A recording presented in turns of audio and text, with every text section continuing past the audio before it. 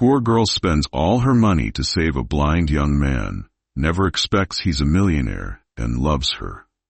The cold wind howled through the narrow alleyways, biting through Amelia's thin coat as she hurried down the crowded street. The city was alive with its usual noise, honking cars, hurried footsteps, and distant chatter, but none of it mattered to her. She had only $20 left in her pocket, barely enough to get through the week, but she held it tightly as if it could stretch into something more. She worked at a small cafe on the outskirts of town, scraping by on minimum wage, dreaming of a life where she didn't have to count every penny. But dreams were just that. Dreams. Reality was different. Rent was due. Her stomach was empty. And still, she couldn't walk past the frail figure sitting on the park bench without stopping. She had noticed him before.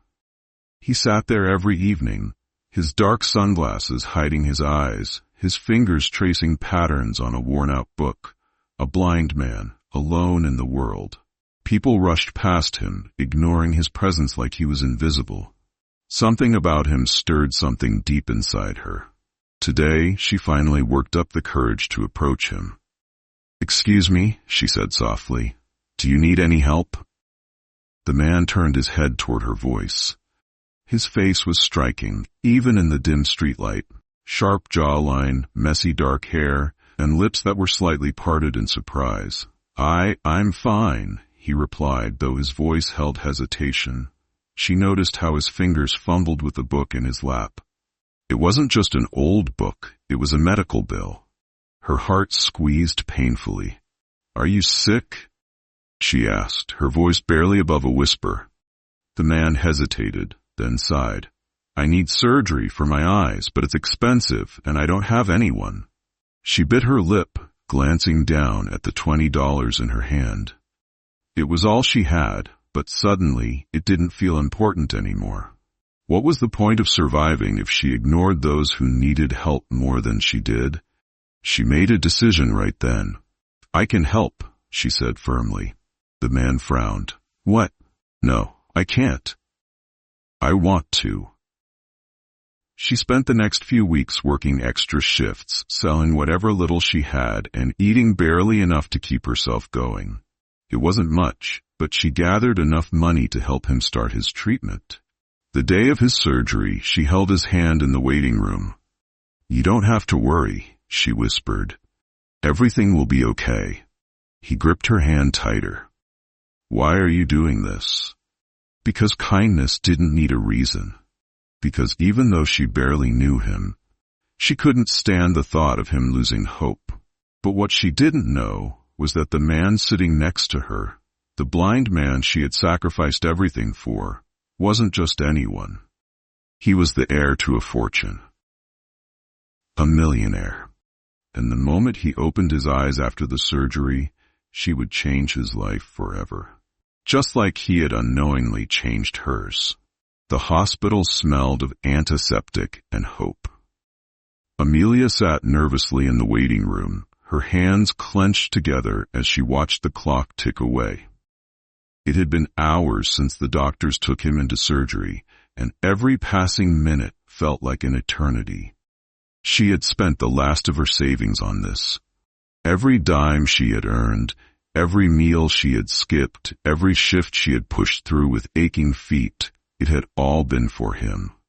She didn't even know his full name. Just that he was a kind man who had no one, a man who needed her. The door to the operating room finally opened, and a doctor stepped out, pulling off his mask. Amelia jumped to her feet. "The surgery was successful," he said, giving her a reassuring nod. "He needs rest, but his vision should start improving soon." A wave of relief crashed over her, and she felt her knees go weak. "Thank you," she whispered, her voice shaking. When they allowed her inside, she found him sitting up in the hospital bed, his dark sunglasses gone. His eyes were bandaged, but he turned his head toward her, as if he could sense her presence. "You stayed," he murmured. Amelia smiled, stepping closer.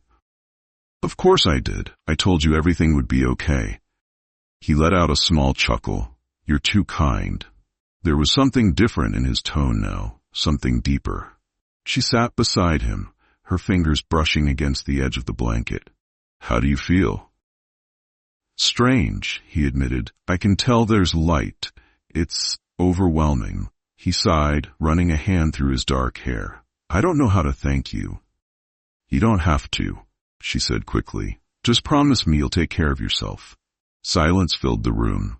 Then, after a pause, he asked, What's your name? Her heart skipped a beat. Amelia, he smiled. I'm Ethan. Ethan. She finally had a name for the man who had turned her life upside down. Over the next few days, she visited him often, bringing small gifts, flowers from the hospital gift shop, warm coffee, and stories to keep him entertained. They laughed, they talked, and for the first time in a long time, Amelia felt like she belonged somewhere. And then came the moment of truth. It was the morning when the doctor removed Ethan's bandages.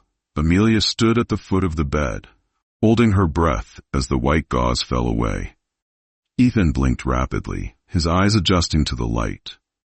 Slowly, he looked around, and then, for the first time, his gaze landed on her. His expression changed. Something unreadable flickered across his face.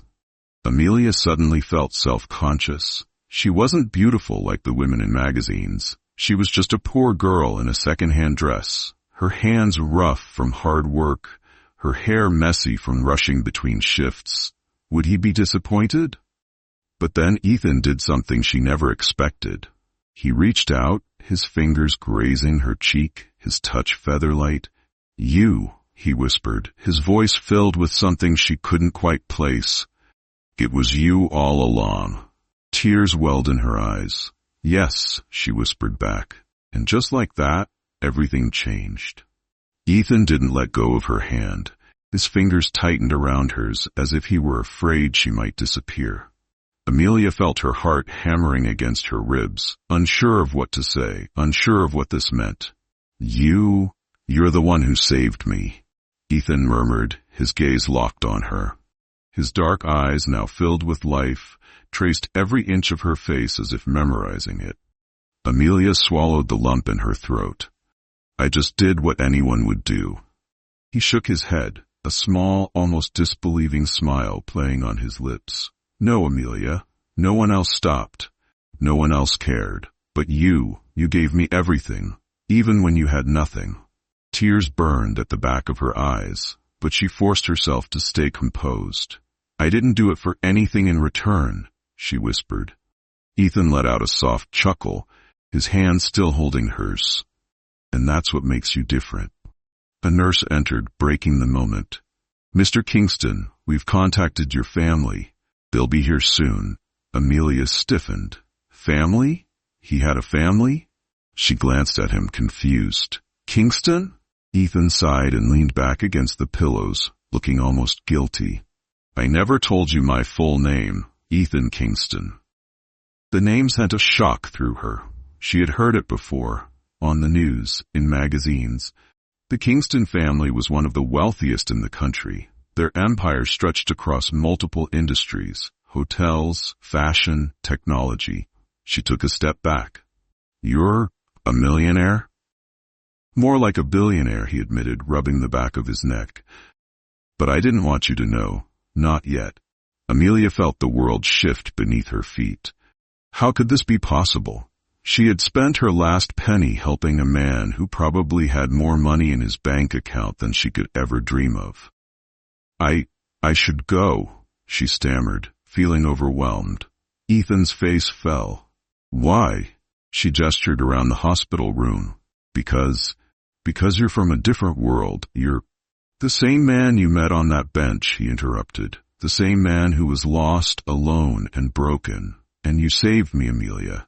She looked down, tears threatening to spill. I don't belong in your world, Ethan. Ethan stood up from the bed, surprising her. His legs were still a little weak, but he didn't care. He took her hands, forcing her to meet his gaze. You belong with me, he said firmly. You belong wherever you want to be. And if you think money changes that, you're wrong. She hesitated, but then he cupped her face gently. Amelia, I don't care how much money I have. The only thing that matters to me is you. Her breath hitched. Ethan, I love you, he whispered. Not because you saved me, but because you showed me what true kindness looks like. You showed me what love is. A tear slipped down her cheek. I love you too, she finally admitted, her voice breaking. Ethan smiled, brushing the tear away. Then stay. And in that moment, Amelia knew she had found something more valuable than all the money in the world. She had found love, a love that had started in the darkest moments and blossomed into something beautiful. She nodded, her heart full for the first time in her life. And as Ethan pulled her into his arms, she knew she had made the right choice. Not because he was a millionaire, but because, blind or not, rich or poor, he had always been able to see her. The one person who had loved him when he had nothing at all.